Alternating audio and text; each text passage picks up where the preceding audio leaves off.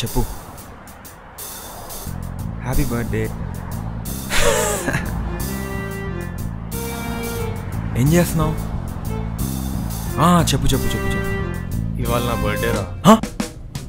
ఒక్క నిమిషం, 5 minutesలో కాల్ చేస్తా. మామా పార్టీ. మామా పార్టీ కావాలన్నారా నీకు? చల్ అట్లీస్ట్ విష్ చేయరా. పిచ్చి మామా ఫేస్బుక్లో చేస్తా. మా అందరినీ పార్టీ పిల్లలు, నువ్వు వచ్చాయి. నా బర్త్డేకి నన్ను పిలుస్తున్నారు.